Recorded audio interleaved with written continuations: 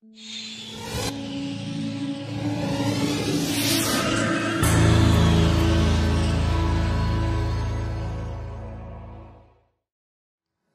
an exercise physiologist.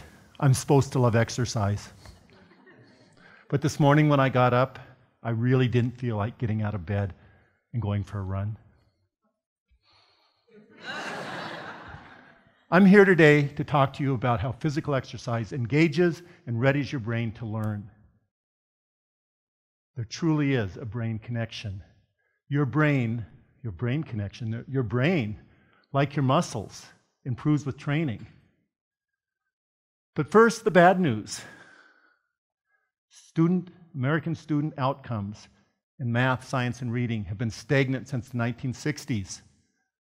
At the same time, cost of education has tripled and physical activity has plummeted, resulting in increased obesity, diabetes, and youth onset mortality and morbidity. But there is a solution. It's based on good science, common sense. The good news is physical activity is not only medicine for your heart and your health, but also for your brain.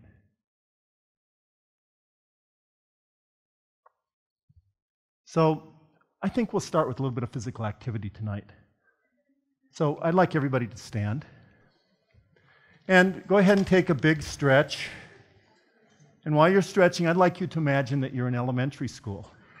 And for some of you, that's been a long time, I know, and you may not remember. But I'm your teacher. And over this past week, we've been working on counting by twos. So let's see how you do. Just count with me. 2, 4, 6, 8. Oh, you guys are great. You got it. But now, so that you remember and engage your brains, we're going to do it with two-footed hops. Every time your feet hit, 2 feet hit, you have to count by 2. It's really easy. But you can also clap. You can twist. You can hop, whatever you want to do, but you got to go with me. So here we go. You ready? 2, 4, 6, 8, 10, 12, 14, 16, 18, 20. Stop! Yeah! Give yourself a hand. You can go ahead and sit down.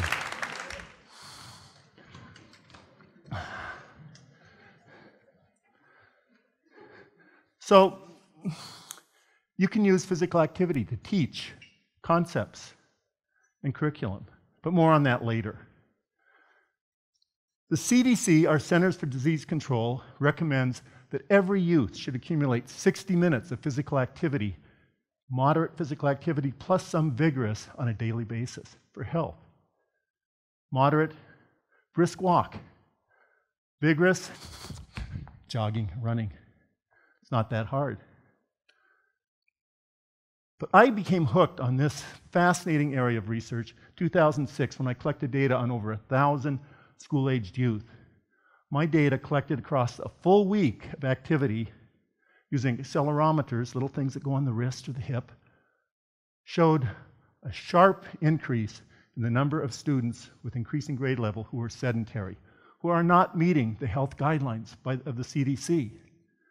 So physical activity is a prerequisite for both our brains and our health.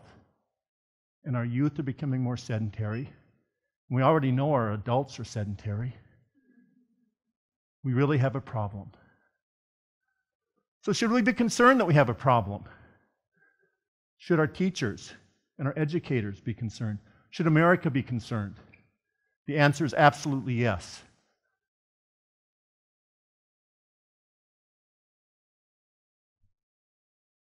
It's obvious. But my data even after you adjust it for gender, for age, for socioeconomic status, showed that the quarter most active kids do dramatically better in school than those that are inactive. So over the past 2 decades, we've learned a lot about brains. Great researchers like Hillman and Castelli have filled in the details, but I can summarize it really simply. Physical activity truly lights up your brains, gets them ready to learn. So the CDC, in a recent summary, said, you can add physical activity to the school day, and guess what? It doesn't hurt academic performance. Surprise. Common sense. But another report said you can add up to an hour of physical activity, and even with less academic teaching time, generally the academic performance improves. So here's a brief summary about what we know about physical activity and improving teaching. Schools need to institutionalize and add a little bit of exercise to every hour of the day. About 10 minutes is the minimum. Vigorous exercise is better than light exercise. And when exercise requires coordination, yeah, it engages the brain. So there's a real simple summary. Move more, students do better. So even though we know a lot, the problem is we're becoming more sedentary. And we've had a lot of interventions, but they have yet to address the entire school day. So I would maintain that a great goal for all of us would be to develop a system such that every student is ready to learn in every class. So based on what we know, students would greatly benefit from what I call perpetual motion. Adding regular systematic physical activity across the school day, a little bit at a time, engage the brains, keep them ready to learn. You know, just like athletes, who no matter where they start, a training program makes them get better. I used to be a coach, I know that. I think. But perpetual motion can make good students great students. So my physical activity data further supports the idea of perpetual motion.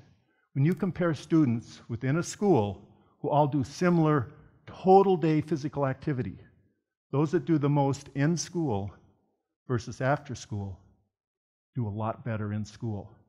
Keep them moving in school. So, you know, maybe the problem isn't our educational system. We have great teachers. I've met a lot of them in my life.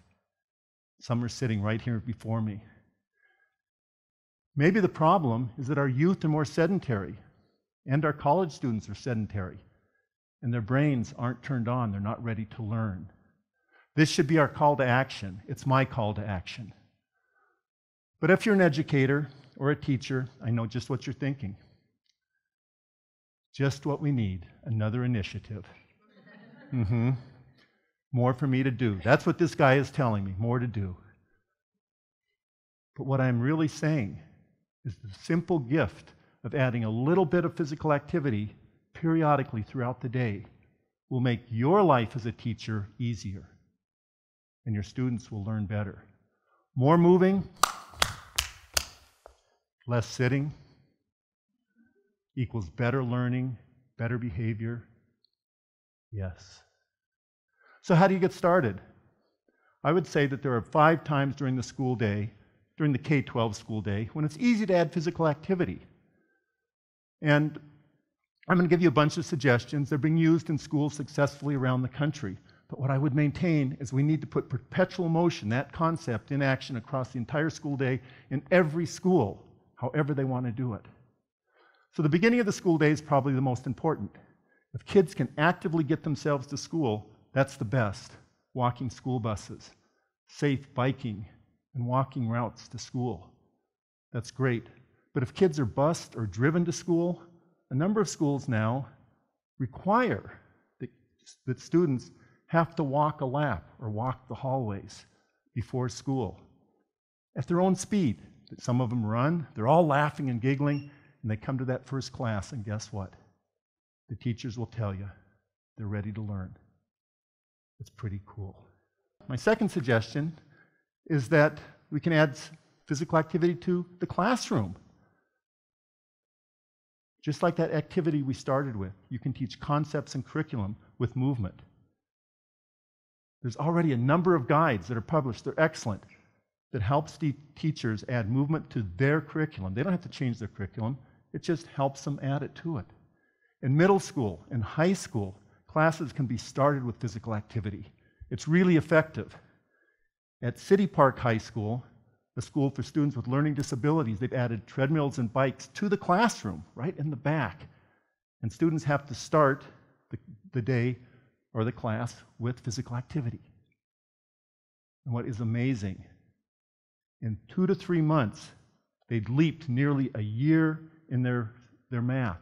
Not only in their math, and this is in math class only, but also in their reading and their writing. It's amazing what our brains do. Oh, recess. Do you guys remember recess? It's not what it used to be.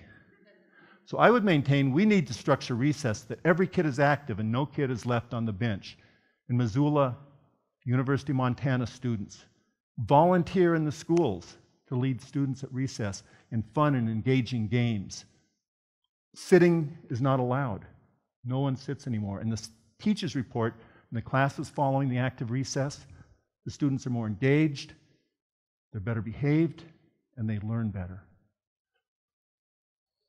My fourth suggestion is that during school, every student should have access to and time for physical activity, blocks of time, passage time, but they need to have access.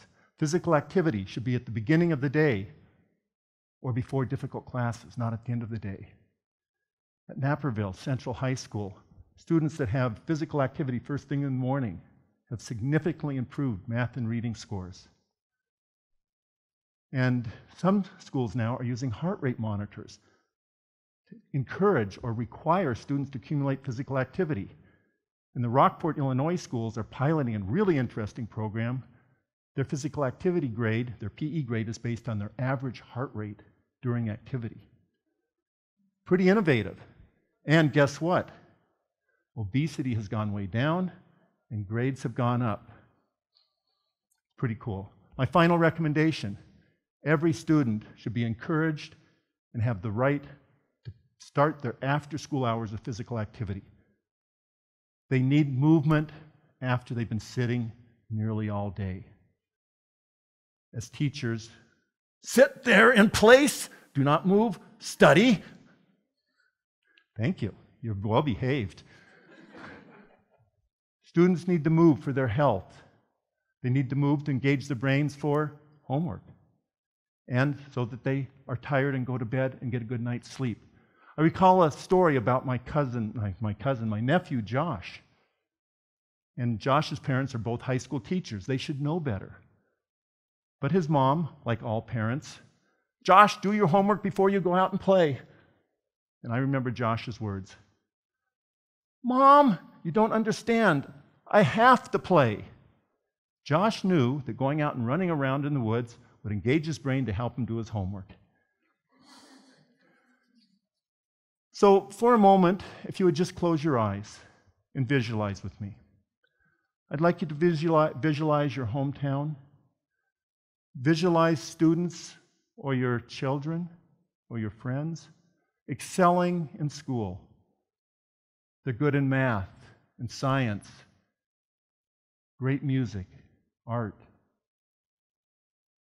They read clearly and love to read. That's the gift of physical activity and movement. Now continue to visualize and look inward. See yourself. Visualize a time when physical activity made you feel good, when movement improved your mood, when exercise helped your performance. You can open your eyes. But at some gut level, we all know that physical activity is good for our health, and it's good for our brains. Physical activity is truly a gift for all of us. But change takes leaders, change takes resources. So I challenge every one of you to think about what you can do individually, what you can do to be a role model of physical activity for those around you. What can you do for your community and your family? But mostly, I challenge you to bring perpetual motion. For the sake of our children, bring perpetual motion to a school near you. Exercise is a gift. Exercise is truly medicine for the brain. No child should be left on their behind. Thank you.